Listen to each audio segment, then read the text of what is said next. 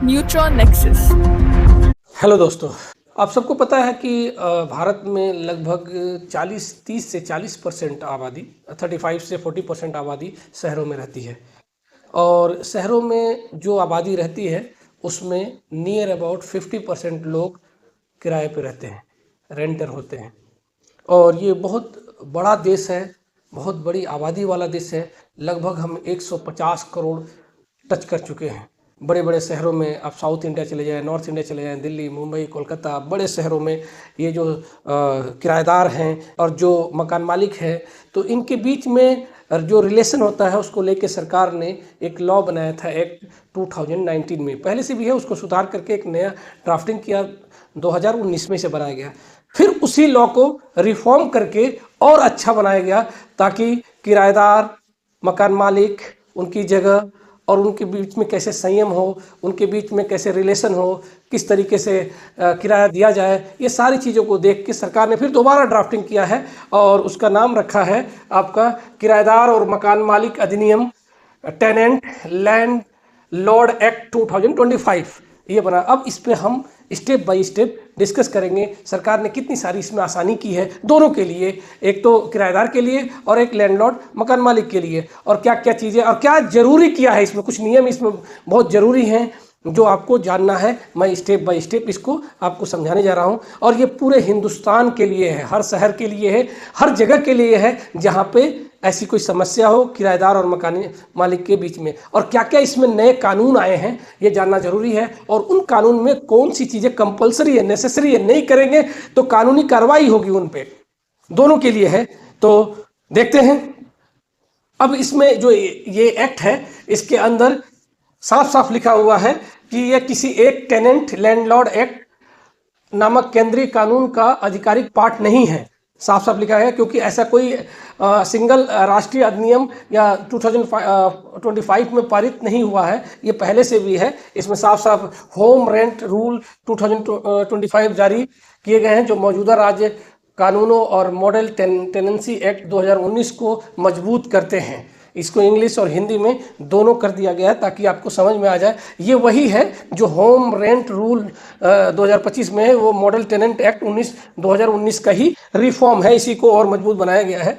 तो हम देखते हैं इसमें क्या क्या है, और ख़ासतौर जैसे दिल्ली, मुंबई, कोलकाता, मद्रास, ऐसे बड़े शहरों के लिए, बेंगलोर के लिए किराएदार और मकान मालिक के लिए ये लॉ है, और इसमें क्या क्या नेसेसरी तो आते हैं।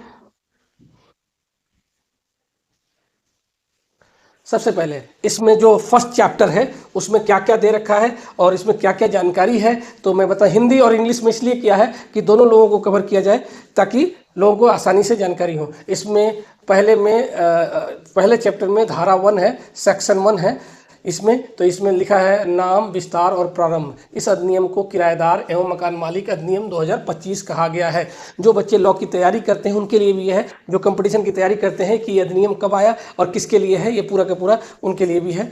तो यहाँ पे भारत के सभी राज्य, केंद्र शासित प्रदेश और पर लागू होगा, और राज्य अपने अपने नियम बना सकते हैं। इसका मतलब यह है कि इसमें है कि राज्य इसमें और भी सुधार करना चाहे, स्टेट उत्तर प्रदेश, बिहार, बंगाल जो भी हो सुधार करना चाहे तो इसके अंदर कुछ और भी सुधार कर सकते हैं, बना सकते हैं। चैप्टर 1 में ये दे रखा है और ये पूरे के पूरे भारत में अप्लाई हो रहा है। अब देखते हैं सेक्शन 2 में।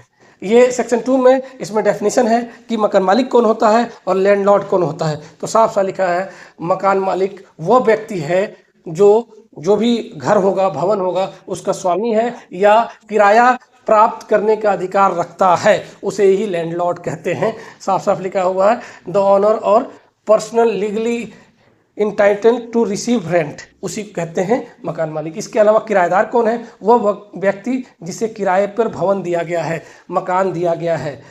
किराया क्या होता है? वो पैसा, वो राशि जो किराएदार मकान मालिक को देता है, ये चैप्टर 1 में है। सुरक्षा जमा, सिक्योरिटी डिपॉजिट किसे कहते हैं? यहाँ पे किराए के पहले दिया गया रिफंडेबल धन जो होता है, जो मनी होता है, उसे कहते हैं सिक्योरिटी डिपॉजिट। ये पूरा का पूरा सिस्टम को समझाया गया है इस ड्राफ्ट में, इस एक्ट में। इसके अलावा ई स्टैंप और डिजिटल रजिस्ट्रेशन वाला लिखित समझौता, ये नया चीज़ आया है। डिजिटल रजिस्ट्रेशन इसके अंदर आया, कंपलसरी है, कितने दिन में करना है ये मैं आपको बताऊंगा। इसके अलावा अध्याय सेकंड, चैप्टर सेकंड में क्या क्या है, इसमें कौन कौन से हैं, तो टेनेंसी एग्रीमेंट, रेंट एग्रीमेंट क्या है इसके अंदर, और क्या इसमें नेसेसरी है, कंपलसरी क्या क्या है, ये देखिए आप लोग। धारा इसमें हमने सेक्शन 1 और 2 कर लिया, ये चैप्टर 2 में सेक्शन 3 है, चैप्टर 2 में सेक्शन 3 है। इसमें रेंट एग्रीमेंट रिटन में होना चाहिए, रिटन रेंट एग्रीमेंट मैंडेटरी है, every tenancy must be based on the written agreement, और ओरल और अनरजिस्टर्ड एग्रीमेंट आर इनवैलिड। यहाँ पे एक वर्ड आया है, यहाँ पे ये लोग क्या करते थे, मैं पहले आपको बता दूं, हाईलाइटर से देख लीजिए आप लोग, यहाँ अनरजिस्टर्ड, ये वाली लाइन,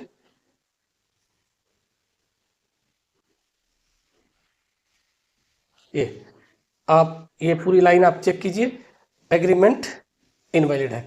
अब जब भी रेंट एग्रीमेंट बनेगा वो रजिस्टर्ड होना चाहिए।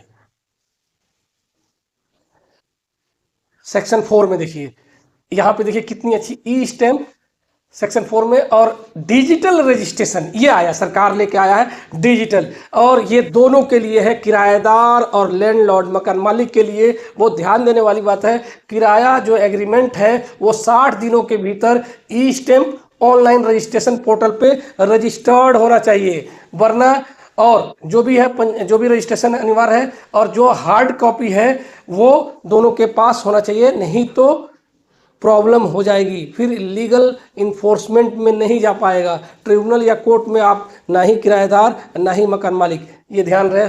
जैसे एक रेंटर किसी लैंडलॉर्ड के घर जाता है, और जिस दिन एग्रीमेंट, वैसे तो जाते समय ही एग्रीमेंट बिफोर टाइमिंग, या जाते जिस दिन जाते हैं उसी दिन एग्रीमेंट बनवा लेना चाहिए, और ई स्टैम्प और डिजिटल होना चाहिए, और उसको डिजिटलाइज करेंगे विद इन 60 डेज, टाइम भी बाउंडेशन हो गया, देखिए ये हो गया, और ई स्टैम्प डिजिटल रजिस्ट्रेशन और स्टेट पोर्टल पे 60 दिन के अंदर उसको साइनिंग करना है, कंपलसरी है, ये सबके लिए है। अध्याय चैप्टर 3 में हम सेक्शन 5 में आएंगे, जो डिपॉजिट राशि है वो कितनी होनी चाहिए। जैसे यहाँ पे कोई 4 महीने का, कोई 2 महीने का, कोई 1 महीने का डिपॉजिट लेता है, कई जगहों पे तो इस वर्ड को पगड़ी कहते हैं यूपी में, और वो बहुत ज़्यादा लेते हैं, 5 लाख 2 लाख ऐसे 50,000 ऐसे जमा कराते हैं, ठीक है। तो इसको सरकार ने क्या कहा है, इस पर क्या बना है, तो साफ साफ देखिए, जो रेजिडेंशियल फ्लैट है, रहने वाले रेजिडेंशियल आवासीय घर है या फ्लैट है, उनको मैक्सिमम 2 महीने का ही डिपॉजिट करा सकते हैं। साफ साफ देखिए कि मैं हाईलाइट कर दे रहा हूँ इसको, ये सिर्फ 2 महीने का, मतलब 2 मंथ के लिए करा सकते हैं रेजिडेंशियल, ये देखिए जो भी 2 मंथ, ओनली 2 मंथ, और जो कॉमर्शियल है, वो 6 मंथ के लिए है, ये देखिए 6 मंथ, 6 महीने के लिए। तो ये क्लियर हो गया इस वाले में, ये मतलब ये हो गया, कोई भी लैंडलॉर्ड किराएदार से 2 महीने से ज़्यादा डिपॉजिट नहीं करा सकता, उससे कम करा सकता है, उससे ज़्यादा नहीं कर, और किराएदार को भी मिनिमम 2 महीने करने पड़ेंगे, मतलब दोनों तरफ से बहुत अच्छी चीज़ है।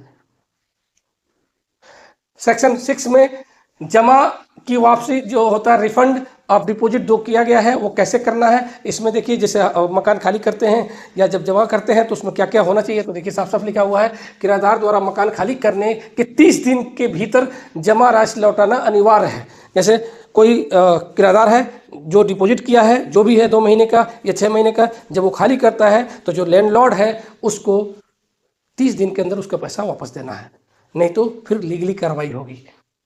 और केवल वास्तविक नुकसान बकाये किराए की कटौती की जा सकती है। मान लीजिए अब कोई खाली कर रहा है और डिपॉजिट कर रखा है, तो जो नुकसान हुआ है, रियल में नुकसान हुआ, उसको कटिंग करके, या जो किराया बाकी है कटिंग करके उसको वापस करना कंपलसरी हो गया। अब चैप्टर 4 में हम क्या है, इसमें सेक्शन 7 में जो भी ये नई चीज़ आई है, ये बहुत ही शानदार है, ये सभी किराएदार और सभी लैंडलॉर्ड के लिए ये सबसे बड़ी, सबसे अच्छा कानून है मेरी नज़र में, तो ये बहुत अच्छा है। आप कमेंट करके बताइए कि जो भी हम किराया देते हैं वो ऑनलाइन होना चाहिए, ये साफ साफ लिखा है, ऑनलाइन होना चाहिए, यूपीआई इसके थ्रू करिए, बैंक ट्रांसफर कीजिए, डिजिटल भुगतान कीजिए, ये देखिए डिजिटल भुगतान स्वीकार करना अनिवार्य है, साफ साफ दे रखा है, landlord must be accept rent via UPI bank transfer digital wallet, cash payment हो सकता है जब दोनों के बीच में सहमत हो, जानकारी और सहमत से कैश पेमेंट करेंगे। तो कैश पेमेंट है वैलिड ओनली म्यूचुअल कंसेंट से। देखिए, और रिटर्न वो भी, लेकिन अगर हम रेंट दे रहे हैं, कैश दे रहे हैं, तो उसका रिसिप्ट भी लेना है। नहीं रिसिप्ट लेंगे तो रेंटर के लिए प्रॉब्लम हो जाएगी। अध्याय 5 में और हम सेक्शन 8 पढ़ते हैं, किराया बढ़ाने के नियम।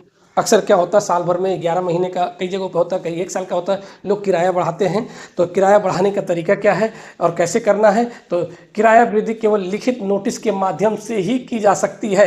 सामान्यतः 90 दिन का नोटिस आवश्यक है। अगर मकान मालिक को किराया बढ़ाना है तो ये प्रोसीजर के थ्रू, ऐसा नहीं आके बढ़ा दिया कि हो गया।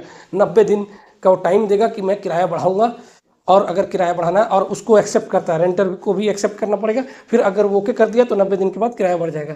और इसमें जो होता है अगर agreed percentage of the increases must be mention in the contract, जो उसका कॉन्ट्रैक्ट है उसमें मेंशन होना कंपलसरी है। ये भी अच्छा है कानून। अब यहाँ पे सबसे ज़्यादा क्या झगड़ा होता है, जो भी किराएदार हैं, मकान में कुछ टूट फूट जाता है या कोई एक्स्ट्रा चीज़ हो जाती है, दोनों साइड से होता है। कुछ भी टूट जाए तो मकान मालिक कहता तुम रहते तुम बनाओ, और किराएदार कहता आपकी ड्यूटी है। कभी कभी क्या होता है, बल्ब टूट गया, बल्ब फ्यूज हो गया, या कोई और प्रॉब्लम हो गई, बिजली का शॉर्ट सर्किट या कोई और हो गया, गैस वैस की लीक हो गया, तो इसमें भी रेंटर मकान मालिक को प्रेशर बनाता है। और कभी कभी बाथरूम या और चीज़ें खराब हो जाती है, दीवार, तो उस समय लैंडलॉर्ड कहता है कि भाई तुम रहते हो तुम बनवाओ। तो इसको सरकार ने छुटकारा दे दिया। देखिए कितना शानदार तरीके जिम्मेवारियाँ हैं। देखिए बहुत साफ साफ, जो भी मकान में टूट फाट होगी, मुख्य संरचना, दीवारें, छत, पाइपलाइन, बिजली व्यवस्था मकान मालिक की जिम्मेवारी है। कमाल की बात है ये। और बड़े मरम्मत कार्य 30 दिनों के भीतर कराने होंगे। बड़े ये 30 दिनों के भीतर कराने होंगे। ये सब कुछ दे रखा है। ये सारी की सारी चीजें मकान मालिक की जिम्मेवारी है।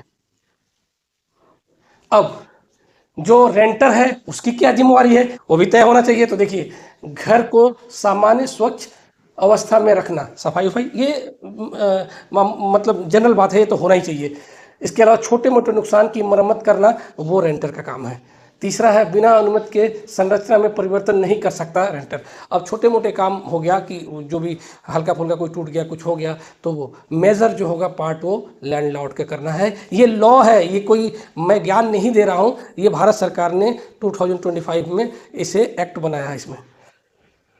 अब देखिए, जो चैप्टर 7 है उसके अंदर जो प्रवेश नियम है, इसमें एंट्री गाइडलाइन कैसा है। मकान मालिक किराएदार की अनुमति के बिना घर में प्रवेश नहीं कर सकता। ये पहले भी था, एक पहले भी था। और दोस्तों ये मकान मालिक किराएदार की बिना अनुमति, ये पहले लॉ था, ये तो मैंने आपको बता दिया। और मकान मालिक लैंडलॉर्ड सिर्फ केवल निरीक्षण मरम्मत के लिए 24 घंटे पहले सूचना देना जरूरी है। 24 घंटे पहले बताएगा कि ये चीज़ें बनवानी है या ये काम करना, तभी वो मकान के अंदर एंट्री कर सकता है, और नहीं तो पहले पूछना पड़ेगा। ठीक है, विदाउट परमिशन आप नहीं जा सकते। ये अब चैप्टर 8 में इविक्शन, मतलब जो रेंटर है उसको कैसे निकाला जाएगा, क्या प्रोसेस है, तो इसमें साफ साफ दे रखा है, किसी भी स्थिति में किराएदार को अचानक घर खाली करने पर मजबूर नहीं किया जा सकता। किसी भी स्थिति में साफ साफ दे रखा है, no tenant can be evicted without proper procedure. ये बेहतरीन है, आप नहीं कर सकते। अब किसी भी स्थिति का मतलब, अगर वहाँ पे अनवांटेड कोई वर्क हो रहा है, देशद्रोह का काम हो रहा है, चाहे कोई ऐसी चीज़ें हो रही है असामाजिक, वो अलग चीज़ है। यहाँ पे नॉर्मल स्टेज की बात है कि 1 महीने का किराया नहीं दिया, आके कहा कि खाली करो, नहीं, ऐसा नहीं हो सकता है। एक्सट्रीम पे तो करवा सकते हैं, वो भी सरकार के हस्तक्षेप, पुलिस और अथॉरिटी के प्रेजेंस में। तो ये देखिए साफ साफ दे रखा है। और अगर आपको खाली करवाना किसी ज़रूरत की वजह से, तो 3 महीने का न्यूनतम मिनिमम लिखा है, मिनिमम 3 महीने का रिटर्न में आपको नोटिस देना पड़ेगा। जब तक आप 3 महीने पहले उसे इन्फॉर्म नहीं करेंगे, वो भी रिटर्न में। अब आ जाइए सेक्शन 13, ग्राउंड ऑफ एविक्शन। ये दे रखा किस बिहाफ पे आप उसको कर सकते हैं। तो किराया न देना, मकान का नुकसान और जो एग्रीमेंट का उल्लंघन करना, मकान मालिक का स्वयं का उपयोग, इस पर करा सकते हैं, लेकिन ये भी 3 महीने के नोटिस पे। अगर मकान मालिक को खुद रहना है कि मुझे भैया रहना है, मकान खाली कर दीजिए, तो वो करा सकता है। ठीक है। सेक्शन 14, बिजली पानी ये सबसे खतरनाक है। मैं कई बार ऐसे चीज़ें देख चुका हूँ कि मकान मालिक क्या करता है कि परेशान होने की वजह से बिजली पानी को कट कर देता है, और ये इलीगल है और उनको सज़ा होगी इस पर। देखिए साफ साफ है, बिजली पानी काट कर किराएदार को परेशान करना अवैध है और ऑफेंस भी है, और दंड, जुर्माना और अदालत कार्रवाई संभव इस पर। ये इलीगल प्रोसेस है। सभी लैंडलॉर्ड को ये देखना चाहिए, ज़बरदस्ती नहीं करना चाहिए। अध्याय 9, चैप्टर 9 में किराया किराया प्राधिकरण, मतलब जो भी डिस्प्यूट है उसे कैसे सॉल्व करें। तो साफ साफ लिखा है, प्रत्येक जिले में रेंट अथॉरिटी या ट्रिब्यूनल बनेगा। ये सरकार प्रोसीजर अभी स्टार्ट करेगी। हर जिले में इसका एक कोड बनाया जाएगा, ट्रिब्यूनल, जो रेंट किराए के लिए है। साफ साफ रेंट अथॉरिटी या ट्रिब्यूनल बनेगा। किराया विवाद, जमा राशि विवाद, मरम्मत विवाद को सुलझाया जाएगा। और इसमें भी डेट फिक्स है, ऐसा नहीं कि बहुत डिले होगा। ये सब रेंट, डिपॉजिट, रिपेयर, इविक्शन, ये सब कुछ उसमें आएगा। इसके मामलों का फैसला 90 दिन के अंदर ये करना है कोर्ट को। 90 दिन से ज़्यादा नहीं ले जा, और उस दौरान किराएदार को आप निकाल नहीं सकते। अध्याय 10, चैप्टर 10, इसमें जो भी एग्रीमेंट का उल्लंघन करेगा, चाहे किराएदार करे या मकान मालिक करे, अनुबंध न बनाना, अगर किराएदार या मकान मालिक दोनों मिलकर एग्रीमेंट नहीं करते हैं तो उन पर जुर्माना लगेगा 5000 से 25,000 तक, 5,000 से 25,000 तक जुर्माना लगेगा। मतलब अब बिना एग्रीमेंट के कहीं पर भी, किराएदार को भी बता रहा हूँ और लैंडलॉर्ड जो मालिक है, मकान मालिक, उन दोनों को बात साफ साफ कह रहा हूँ, बहुत ज़रूरी है। अगर किसी ने जाकर कह दिया कि उनका किराएदार रहता है और उनके पास एग्रीमेंट नहीं है, तो देखिए जुर्माना लगेगा। जमा सीमा का उल्लंघन करने पे 3 गुना जुर्माना लगेगा। अवैध बेदखली, दंड प्लस मुआवजा, ये दे रखा है पूरा का पूरा कि क्या इसमें प्रोसीजर है। दोस्तों मैं आपको ये समझा रहा था कि जो सरकार ने 2025 में रेंट और लैंडलॉर्ड जो एक्ट बनाया है, इसको बहुत अच्छे से समझ लीजिए, क्योंकि सरकार इस पर सख्ती करने जा रही है। हर जिले में ट्रिब्यूनल या रेंट डिस्प्यूट कोर्ट बनाएगी, उसे हम ट्रिब्यूनल भी कहते हैं, और 90 दिन के अंदर निपटारा करेगी उसका, जो भी हो, जो भी प्रॉब्लम है दोनों के बीच में। और अगर इस पर आप सीरियस नहीं होते हैं, और 60 दिन के अंदर जो भी रेंट एग्रीमेंट है ई स्टैम्प पर उसे डिजिटल करना है ताकि ऑनलाइन हो जाए। सरकार को अगर पता नहीं हो तो ये अपराध भी है, इसमें सज़ा भी है, 3 गुना फाइन है, पहले ही बता दे रहा हूँ। और कोई भी पूरे हिंदुस्तान में कोई भी किराएदार बिना रेंट एग्रीमेंट का नहीं रह सकता, या लैंडलॉर्ड किसी भी किराएदार को बिना एग्रीमेंट के नहीं रख सकते। तो ये आपको जानकारी थी जो एक्ट आया है। अब इसी तरीके से नई नई जानकारी, नए नए कानून के बारे में मैं बताता रहूँगा। आप मेरे चैनल को सब्सक्राइब कीजिए, शेयर कीजिए, और कोई भी कानूनी जानकारी लेनी है तो हमारा मेल दे रखा है, कोई भी चीज़ पूछताछ करनी है मेल भी कर सकते हैं, और कोई चार्ज नहीं है इसका, सिर्फ और सिर्फ अवेयर करने के लिए, इन्फॉर्मेशन बेस ये वीडियो है। और आप जितना शेयर और हमें सपोर्ट करेंगे उतना ही हम अच्छी अच्छी वीडियो लाते रहेंगे, ताकि आपको देश का कानून, देश का संविधान आए। देश को सुरक्षित रखिए, सजग रहिए। जय हिंद, जय भारत।